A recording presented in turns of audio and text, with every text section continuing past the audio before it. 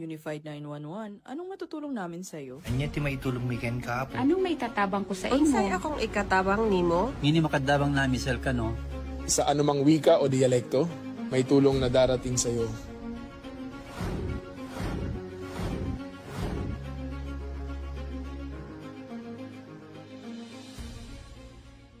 Lilingkod sa bawat Pilipino at magbibigay ng tamang impormasyon para sa tahimik at maayos na Pilipinas. Police News Network, alagad ng batas, tagapagtaguyod ng balitang pulis, sandigan ng mamamayan, patnubay ng katotohanan.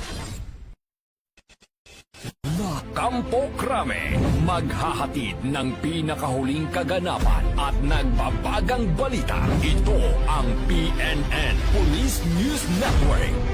At ngayon, ang inyong mga tagapagbalita. Magandang araw, bagong Pilipinas. Ako ang inyong alagadang batas, tagataguyod ng Balitang Pulis. Ako po si Patrolman Edwin Baris.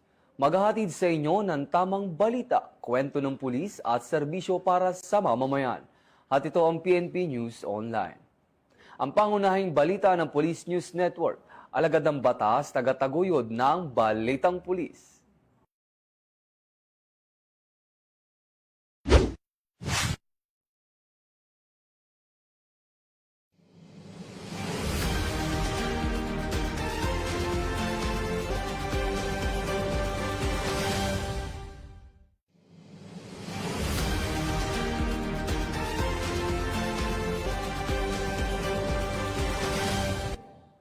Narito ang mga balitang hatid ng ating PNN correspondents mula sa iba't ibang panig ng bansa.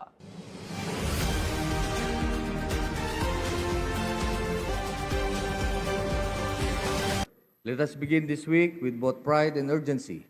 Pride in the results we delivered and urgency in the standards we must continue to uphold. I commend all PNP personnel across the country for your sustained efforts in our campaign against illegal drugs, smuggling, hoarding, profiteering, and oil pilferage. At a time when energy security remains a concern, our coordination with the Department of Energy is critical. We are called to ensure uninterrupted access to essential resources by protecting supply, preventing abuse, and safeguarding the public from those who seek to exploit moments of vulnerability.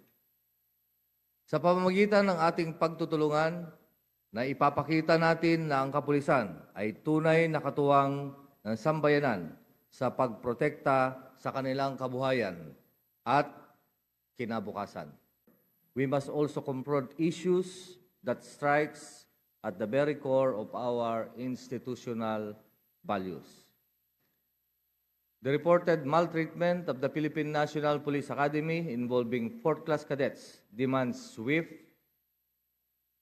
transparent, and uncompromising action. Any act that causes harm, demeans dignity, or distort the true meaning of discipline has no place in the Philippine National Police. Walang puwang ang hazing sa ating organisasyon at sisiguraduhin natin na sino man ang lumabag sa utos na ito ay mananagot. I have directed the Directorate for Plans, the Directorate for Education and Training, the Directorate for Personnel and Records Management, and the Philippine National Police Academy to conduct a full and thorough reassessment, not as a routine review, but corrective action to strengthen safeguards, enforce accountability, and enforce that this does not happen again. Nuulit ko, walang puwang ang hazing sa ating hanay. Ito ay isang tahasang paglabag sa disiplina, dangal at sa ating paninindigan bilang mga alagad ng batas. Hindi natin ito kailanman palalampasin o hahayaan. On a more positive note, we recognize the early gains of our Safer Cities initiatives, which we have rolled out in Metro Manila as part of our intensified efforts to secure urban communities. Thousands of ordinances violations have already been addressed in close coordination with local government units as well as barangays. This reflects not only stronger enforcement, but also a growing culture of discipline and shared responsibility among our citizens. Through increased police visibility, that is in schools, transport hubs, commercial areas, and other places of convergence, we send the clear message that your police are present. They are present, they are alert and ready to respond. This is about prevention, presence, and partnership. To all PNP personnel, remain firm in your duty, let discipline guide your actions, and let accountability shape your decisions. We carry authority, but more importantly, we carry the trust of the people. Ang tiwala ng mamamayan ay hindi hinihingi. Ito ay pinapatunayan araw-araw. Together, let us build a police organization that the nation can be proud of. One that is responsive in action, upright in character, and deeply connected to the communities we serve. This is the core of our mission and the path we must all uphold. A bagong PNP para sa bagong Pilipinas. Serbisyong mabilis, tapat at nararamdaman.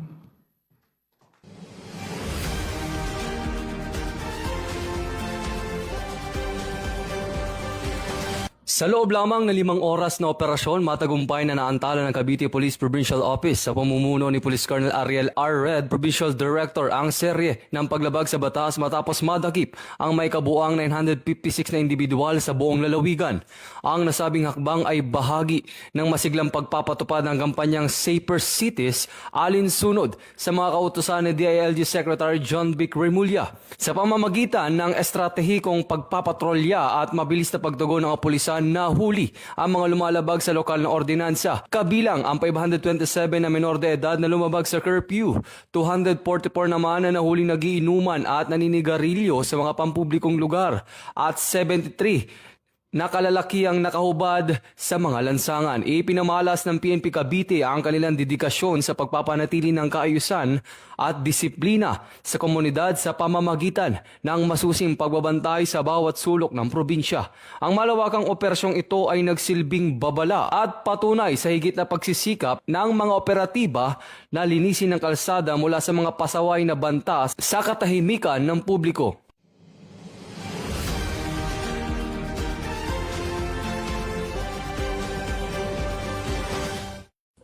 Patay ang isang magiting na alagad ng batas na si Police Master Sergeant Romulo Galvez matapos itong barili ng isang drug suspect habang isinasagawa ang isang buy-bust operation sa Alihis Road, Bacolod City noong gabi ng Abril 9. Sa kabila ng mabilis na pagpapadala sa biktima sa ospital, binawian pa rin ito ng buhay bungsod ng tinamong tama ng bala sa hita na nagresulta sa hypovolemic shock. Pinatunayan ng insidenteng ito ang hindi matatawarang tapang at sakripisyo ng PNP sa gitna ng panganib upang lipulin ang ilegal na droga sa bansa.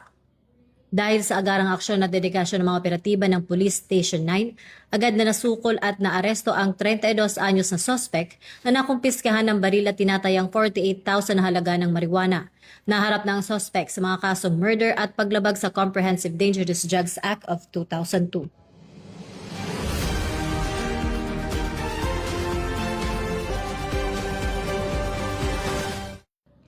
Inaresto ng CIDG Albay ang negosyanteng si alias Pedro matapos mahuling nagbebenta ng mga pekeng suka sa isang entrapment operation sa Uwas Albay noong 8 ng Abril. Sa pamamagitan ng Oplan Mega Shopper, nakumpiska mula sa sospek ang tinatayang 7,000 na halaga ng huwad na DS Sugar Cane Vinegar at ilang kahon ng patis matapos itong makipagtransaksyon sa isang kosher buyer. Ang tagumpay na ito ay bunga ng masusing surveillance at mahusay na intelligence gathering ng kapulisan upang matunton ang pinagtataguan at gawaan ng mga ilegal na produkto. Nakakulong na ang mga sospek at naharap sa kasong paglabag sa Intellectual Property Code of the Philippines.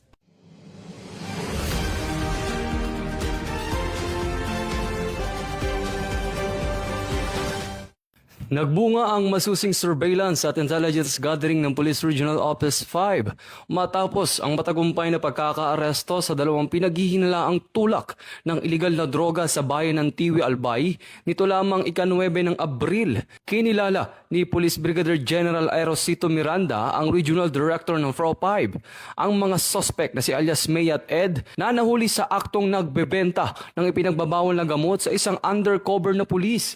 Sa nasabing operasyon, nakumpiska ang humigit kumulang 200 gramo ng hininalang shabu na may tinatayang halaga ng 1.36 million pesos na agad dinala sa Tiwi Municipal Police Station para sa kaukulang disposisyon. Ayon sa pamunuan ng Bicol PNP, ang tagumpay na ito ay manifestasyon ng kanilang walang humpay na pagsisikap at dedikasyon na linisin ang mga komunidad mula sa banta ng iligal na droga sa pamamagitan ng pinaigting na pagbabantay at matibay na pakikipagtulungan sa iba't ibang unit. Ito ang bagong PNP para sa bagong Pilipinas, serbisyong mabilis, tapat at nararamdaman.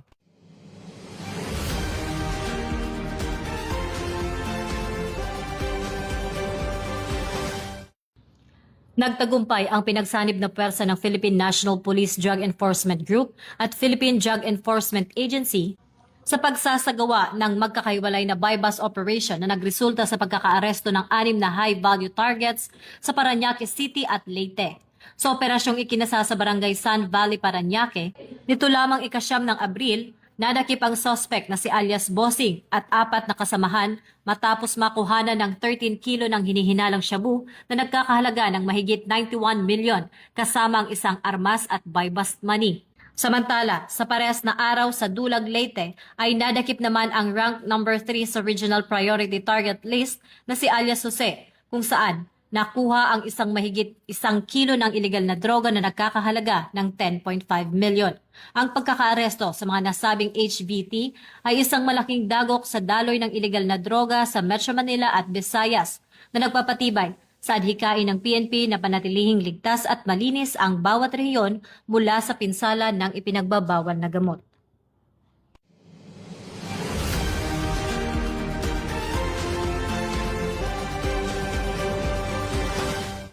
Siyam na katao na kinabibilangan ng mga rebesador, kolektor at verifier ang naaresto ng Rizal PNP Provincial Intelligence Unit at Antipolo PNP sa isang raid laban sa iligal na weteng sa Marilaki Highway, Barangay Bagong Nayon, Antipolo City. Noong ika-10 ng Abril sa kasalukuyang taon, sa ulat ni Police Colonel Eliazar Barber Jr., nakumpiska mula sa mga sospek ang iba't ibang gambling paraphernalia at cash na nagkakahalaga ng 5,315 na nagsilbing taya sa nasabing iligal na laro. Ipinamalas ng Rizal PNP ang kanilang hindi matatawarang determinasyon na linisin ang lalawigan laban sa lahat ng anyo ng iligal na sugal sa ilalim ng direktiba ng kanilang panlalawigang direktor. Ang tagumpay na ito ay patunay ng masigasig at epektibong operasyon ng mga kapulisan, lalo na't ngayon lamang muling nakapagtala ng ganitong kalaking huli sa operasyon ng weteng, matapos ang halos isang dekada na nagpapakita ng kanilang mas hinihigpitan na kampanya para sa kaayusan ng komunidad.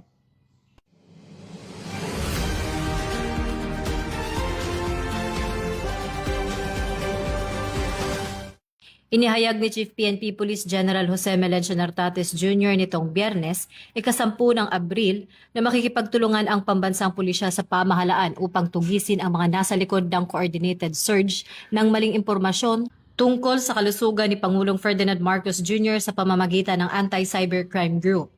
Layo ng operasyon na matukoy ang mga personalidad na gumagamit ng social media upang maghasik ng disinformasyon at mapanirang nilalaman laban sa Pangulo.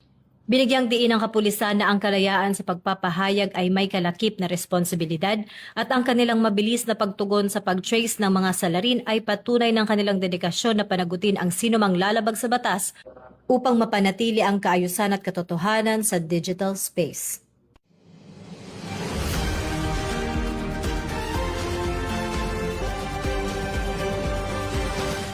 Mula po dito.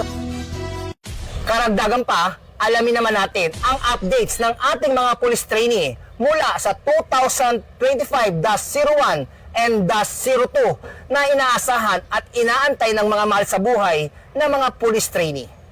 Po, itong mga trainee natin ngayon is undergoing ISO phase. ISO phase na po sila. So, this coming end of June, ay first week of July, sila po ay gagraduate na. So, unahin po muna natin yung recognition. May schedule po tayo ng recognition this coming May 29. So, hopefully, nag-request na kami sa headquarters ng PNPTI, i-approve po yun. So, yun yung recognition. Then, yung graduation naman is this coming June, last week of June and first week of July this year. So, yun po yung mga kaganapan para sa mga police trainee natin. And yung kanila namang situation dito, actually, kami po yung natutuwa at malaki yung kanilang pinagbago. Mag 2 months pa lang ako dito pero nakita ko na yung improvement from the moment na nandito ako nung February, ngayong April, talagang kita naman natin yung improvement. Talagang nasunod naman sila, masunurin sila, at marami naman silang natututunan. Mga itinuturo ng ating mga instructors. So, hopefully, lahat sila ma-recognize at mag-graduate din. Yun man ang pray natin palagi. At yun din naman ang sabi ng ating regional director, ng ating director ng PNPTI na gusto nilang makita itong mga strong 854 in police trainee na maka-recognize at maka-graduate.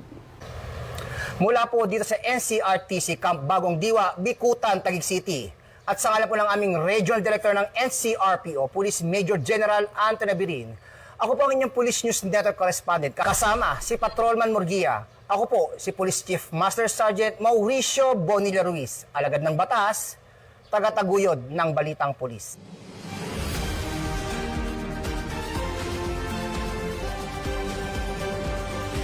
Siyempre, para sa mas malawak at mabilis na ulat ng mga balita, huwag kalimutang mag-like, follow, and share sa aming official social media accounts ng Police News Network. Tutok lang sa aming YouTube channel para sa mga live streams at replays. At ipollow kami sa X account para sa mga real-time updates at Facebook account ng Police News Network. Manatiling mapagmatyag at laging alam ang totoo. Sa ngalan ng pamunuan ng Philippine National Police sa pangunguna ni Chief PNP Police General Jose Melencio Nartates Jr. at sa pamumuno ni President Ferdinand Bongbong Marcos Jr., kami ay maglilingkod sa bawat Pilipino at magbibigay ng tama at balanseng balita. Mula rito sa tanggapan ng tagapag-ugnay ng pambansang pulisya, kami ang inyong alagad ng batas, tagataguyod ng Balitang Pulis. Ako ang inyong tagapag-ugnay, Patrolman Edwin Baris. Maghahatid ng tamang balita, kwento ng pulis at serbisyo para sa mamamayan. At ito ang PNP News Online. At ito ang bagong PNP para sa bagong Pilipinas. Serbisyong mabilis, tapat at nararamdaman.